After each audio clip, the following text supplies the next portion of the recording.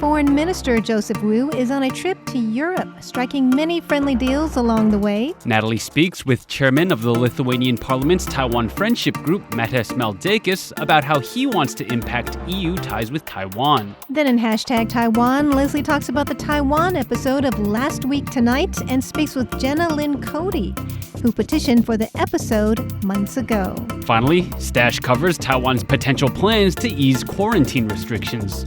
This is Taiwan Insider.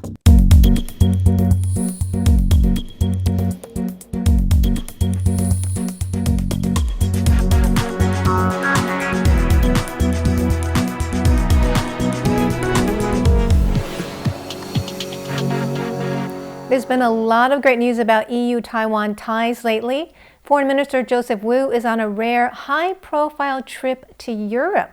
Let's take a look at this report. Two old friends meet again. Foreign Minister Joseph Wu was in the Czech Republic this week, meeting Czech Senate President Milos Vystrčil. After holding talks, Wu and Vystrčil gave a joint press conference. Wu says Taiwan is facing growing pressure from China. And under these kinds of circumstances, there are several things we have been doing and we will try to do again and again.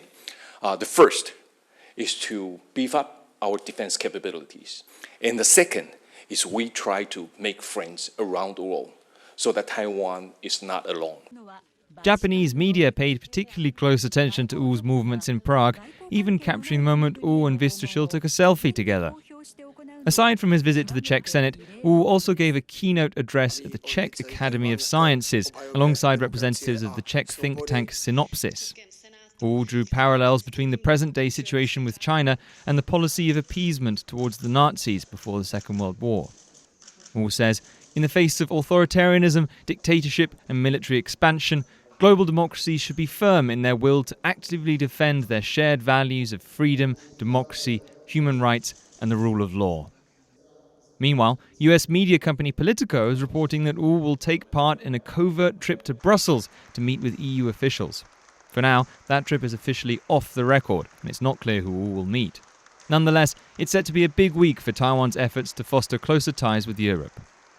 A 66-member trade delegation from Taiwan has also been visiting Slovakia, the Czech Republic, and Lithuania, and signing many deals in trade and technology. Last week, the EU Parliament also passed its first report calling for closer ties with Taiwan. And Lithuania says it's welcoming the opening of a Taiwanese representative office this year. That's despite economic and diplomatic sanctions from Beijing. Lithuania is the first European country to stand up to Beijing in this way. Now, I spoke with the head of the Taiwan Friendship Group in the Lithuanian Parliament, Matas Maldeikis, who is coming to Taiwan in December, leading a delegation of Lithuanian lawmakers here. I asked him what kind of impact he thinks Lithuania is having on EU-Taiwan ties. We made European institutions, or everybody in Europe talk about what's going on in Taiwan. We see a big shift in European Union. Now we see a shift in European Union institutions. If you are talking about European Parliament, more and more countries see we should have a relationship with Taiwan because it's good economically and it is good because of security question. We should help the countries that want to go democratical way. The voice of Taiwan is being heard more and more in Europe. That's good. That's great. Well, we're very grateful to Lithuania for standing up for Taiwan. And the report passed, in a landslide vote. But I'm curious what you think will be the change as a result of that report, because none of the recommendations are binding. What kind of changes do you think that we'll be seeing in EU relations with Taiwan?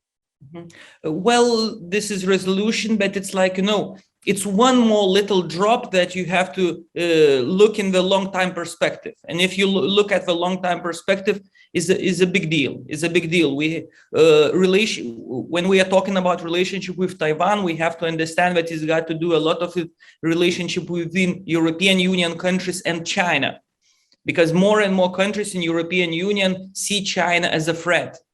And then seeing China as a threat, they started seeing the relationship, what's going on, what China is doing regarding their neighbors, and what they are doing regarding the countries around them, and they start to see that in another perspective. And this resolution, you have to understand, European Parliament consists of all the political parties from all European Union countries. That means that in the political spectrum, in the political parties in European Union, Taiwan question become more important, and they have absolutely clear position. What should it be? In few years, we will see the change. I can guarantee you, if we will see the dynamics what we have now, that we will change in interpolitics. And then the interpolitics between the European Union countries, their relationship with Taiwan will start to change also. This is the dynamics of European Union politics. You know, the Taiwanese are very grateful. Taiwanese have been buying a lot of Lithuanian goods, over 90 million US dollars. I recently went to a Lithuanian chocolate store. That's nice. Ruta chocolate is delicious. My favorite is the coffee bean chocolate. Yeah. So, very nice. Yeah, what is your hope for trade relations with Taiwan? I know you're coming here in December. What would you like to achieve? Yeah. What is my vision? What is my mission? To be an example. Because what we are doing here, it's not only about Taiwan and Lithuania. What we are doing here is about Taiwan and European Union. My dream is to show that, 23 million highly educated, rich country who is very high on the technologies and who is democracy, it's much better to deal than the country who is authoritarian and pressing you, and dealing with that, you don't have sovereignty. You don't have rule of law. And if you have a business there, if you're doing something that they don't like, you'll be dead in the water. You'll have big problems. So that means you are losing your sovereignty. We don't want that. We want to show that if we can make a good example of relationship economically between Lithuania and Taiwan, believe me, other countries will follow. I have a lot of interviews from Netherlands, from other countries. They are all watching. They try to understand dynamics, what's going on between Lithuania and Taiwan, because they understand that if it is a success story, that means those success story can be repeated elsewhere. I can't tell you how grateful we are for Lithuania. I've met people on the street who are wearing Lithuanian masks. Yeah, people are buying your goods left and right. I think people in Taiwan will do whatever they can to express their gratitude. One man brought 20,000 NT dollars worth of Lithuanian chocolate when you sent 20,000 vaccines to Taiwan. Yeah. So, people in Taiwan are very grateful. To hear those stories is like for our countries, understanding that being not a big country, we can make a difference is a big deal for us. Believe me. Maldeikis also has a special message for Taiwan, all that and more in the full interview, which will be up on YouTube and Facebook. Next up, in #Taiwan, Leslie gives us the Taiwan response to being the topic of John Oliver's Last Week Tonight. Last Week Tonight is a weekly news show that airs on HBO, which covers hard-hitting topics with a satirical edge. Every week, it garners millions of hits on YouTube, and it's won dozens of major television awards. Now, last Sunday, show host John Oliver delivered a 20-minute piece about Taiwan. He talked about Taiwan's tense political situation and covered some vital history. In 2 days, the segment has garnered close to 4 million views, but even months before that, there was a petition calling for John Oliver to do a segment on Taiwan already. Now, I spoke with Jenna Lynn Cody, author of the Liao blog and creator of the petition, to get her thoughts on how that segment did and how well John Oliver covered his topics. I want to know, don't water this down for me, how ecstatic were you when you saw that episode happen? I saw a friend just sent me a message saying, oh my God, he's doing it. And I started shouting to my husband, no, he's actually doing it, I spent those few minutes just sort of riveted to my couch, but we watched it again later that evening. And I had to get up and walk around. I was so excited. Was it everything you imagined, or did it leave something to be desired? Did he hit all the points? Sure. I mean, I was really pleased with the piece. So I think it was done really competently. And I mean, to be frank, it was more than I expected. The overall messaging that the Taiwanese people should get to decide their own fate, and that the way that Taiwan is treated so weirdly by the international community, they were so eloquent and they really hit the messaging spot on. Did it have everything I would have liked? No. But nothing is perfect, you know. You're never going to have that perfect segment in your mind. One example is, I don't care about John Cena, but I see why they went with that. I mean, I think that's a commercial decision. People in America know who that guy is, and it matters. I was really, really, really pleased with it. I thought the history lesson was useful and accurate.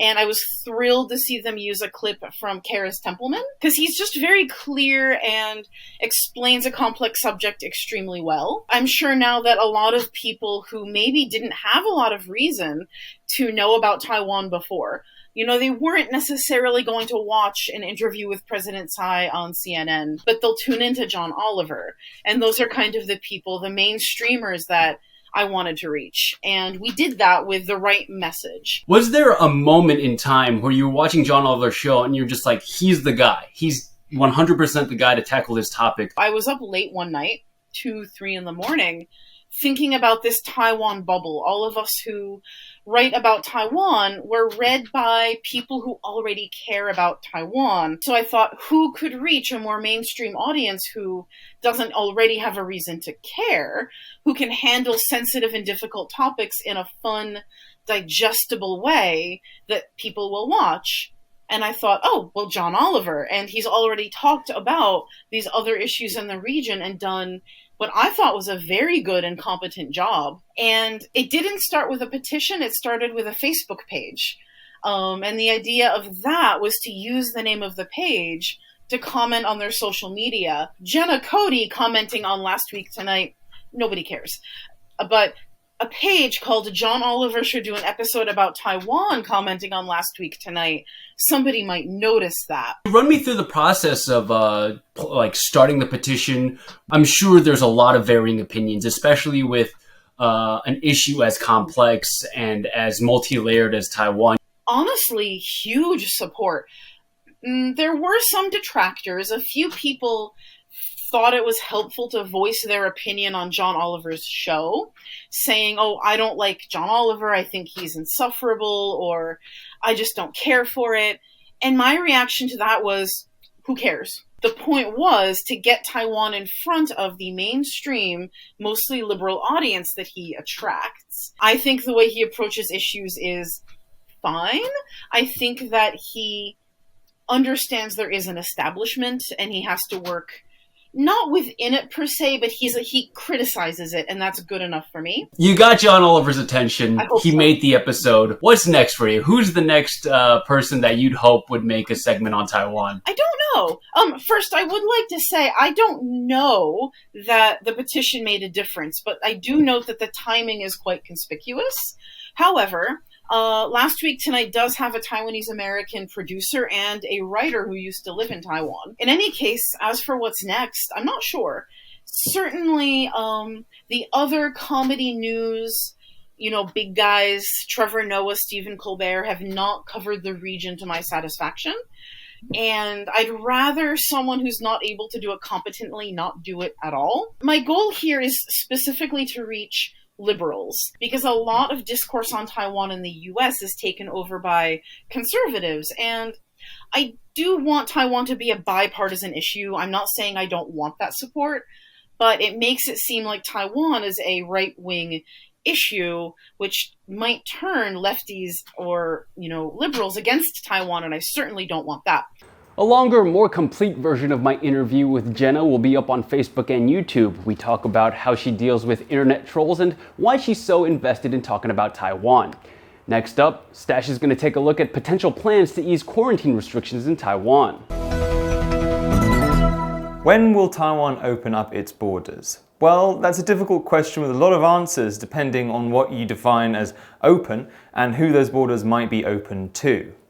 Health Minister Chen Shizhong says health authorities won't consider relaxing quarantine rules until 70% of the population has had one dose of a COVID-19 vaccine, with at least 60% fully vaccinated. So when will that be?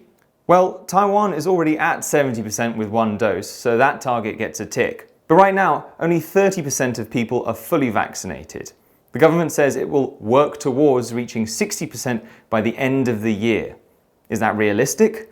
Well, in the month of October, the percentage of people fully vaccinated has gone from 12% to 30%.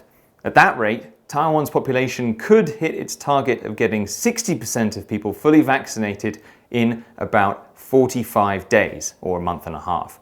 So that puts us somewhere in mid-December. But bear in mind that's just a ballpark estimate that assumes that the rate of second vaccination stays constant, which might not be the case. So far, Health Minister Chen has stayed tight-lipped about what changes could come in, but it looks like something is going to have to give when it comes to Lunar New Year. Chen says at least 31,000 people are set to come back to Taiwan at the end of January to celebrate the holiday with their families. The problem is, quarantine facilities are already almost at capacity. So where do people quarantine if everywhere's booked up? Well, health authorities say they're looking into a few different alternatives. One would be to allow some form of home quarantine. Another would be to shorten the quarantine period. The third option would be to waive quarantine entirely for certain travellers. And the final option authorities are discussing is issuing a temporary ban on entry for certain foreigners to free up space for returning Taiwanese. Chen says authorities are more likely to shorten the quarantine period or waive the quarantine requirement after the Lunar New Year. Now, the Central Epidemic Command Center is due to give its report on the Lunar New Year in the next week or so. So, till then, we'll just have to wait and see. Meanwhile, back here in Taiwan, large-scale events are back in full swing, and art lovers in Taipei last weekend had reason to get excited with the arrival of Taiwan's biggest art expo. The 2021 edition of Art Taipei Fair came to a close on Monday at the Taipei World Trade Center. The event ran from last week and featured 92 local galleries as well as 32 from 9 other countries. Taiwan's Vice President Lai Ching-te and Minister of Culture Li Yong-de attended the opening ceremony. 2 special theme areas were added to the offering this year: a showcase of cooperation between artists and fashion designers, and an exhibition of photography from decades of activity by the charitable organization Doctors Without Borders. Other special areas included one for young artists and a section presenting new talents from among Taiwan's indigenous communities, with the native garden in the mountains as one of the major themes. Indigenous artist Lavuras Metilin explores the hardships experienced by many in the community who are forced by economic circumstances to work on construction sites in major cities. Butterfly wings growing out of a worker's safety harness symbolize the spirit and bravery of the Paiwan people with which they support their families. He says his people often confront hardships in life with humor. One of the organizers of the fair, Byung Ismahasan, says he specifically tried to include fewer traditional and totemic elements of indigenous art. Instead, he tried to give audiences a chance to develop a new way of looking at work by Taiwanese indigenous artists. He says indigenous communities in Taiwan are not a single entity but form a varied tapestry, interacting with each other and the wider society in a variety of ways. The 5-day-long art fair also included lectures exploring topics such as the problems facing the art industry today and traditional art galleries using new technologies like non-fungible tokens. And before we leave you, here's a look at some of the other news stories that are on our radar. President Tsai Ing-wen has confirmed the presence of U.S. troops on Taiwan. That came during an interview with CNN recorded on Tuesday. Tsai said that the troops were on Taiwan to help train Taiwan's military. She did not give any details about troop numbers, however, saying only that there were, quote, not as many as people thought. The last U.S. troops officially in Taiwan left in 1979, and Tsai is the first Taiwanese president since then to acknowledge a U.S. presence on the island. Legislator Chen Bo-wei of the Taiwan State Building Party has become the first lawmaker in Taiwan's history to lose a recall vote. Chen was elected last year by a razor-thin margin, and he lost the recall vote by a similarly thin margin of just around 4,400 votes. And with the dust of that political battle not yet settled, Taiwan's 2 main political camps are already gearing up for another showdown, a referendum vote in December consisting of 4 questions. Voters will be asked about protecting algae reefs in Taoyuan against industrial contamination, banning imports of pork containing traces of the feed additive ractopamine, restarting the 4th nuclear power plant project, and overturning an earlier law separating referendums and general elections. And we're back in the studio for our final question of the day. Now, I'm going to pose a question to my co-hosts. Guys, you saw the hashtag where we went over the John Oliver skit, and that was a long time coming. And I was thinking, you know what, that's the power of the people's voice, right? So I'd like you to voice your opinion. Which celebrity would you like to cover Taiwan next? Stash. Well, I think I would like to see John Cena do this segment. I think, it would be an interesting turn of events. Oh! He obviously has some command of Chinese, so, he could do some interesting research.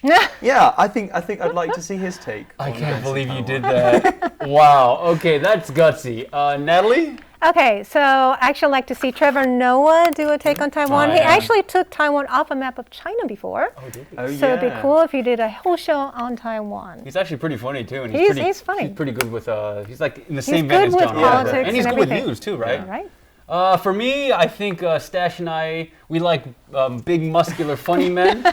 I'm going with Terry Crews. Terry Crews. Mostly because I'm a huge Terry Crews fan, and I just want to hang out with him.